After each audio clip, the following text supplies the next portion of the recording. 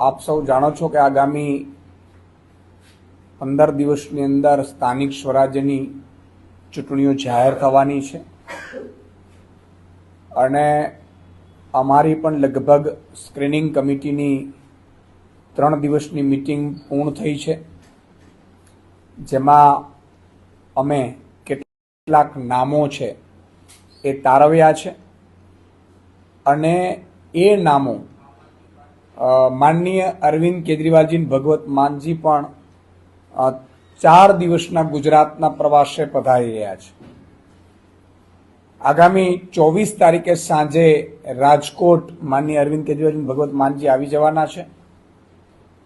ત્યારે ભગવત માનજી અને અરવિંદ કેજરીવાલજી બંને નેતાઓ સાથે અમે સ્થાનિક સ્વરાજ્યની ચૂંટણીને લઈને પણ અમારું પ્રદેશ નેતૃત્વ છે એ આખરી ઓપ આપવા માટે મીટિંગ કરવાનો છે.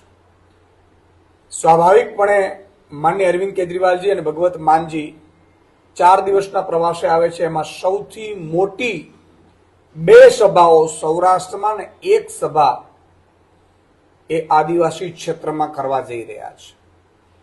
25 તારીખે સાંજે અમરેલીમાં હજારોની સંખ્યામાં ખેડૂતોનું વિજય વિશ્વાસ સભાનું આયોજન કરવામાં આવ્યું છે. માનનીય અરવિંદ કેજરીવાલજી, માનનીય ભગવત માન અને સમગ્ર પ્રદેશ નેતૃત્વ ઉપસ્થિત રહેશે. 25 તારીખે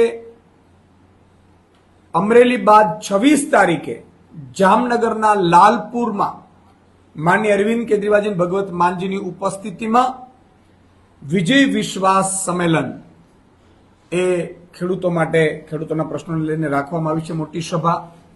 અને ત્યારબાદ દાહોદમાં 27 તારીખે સભાનું આયોજન થશે.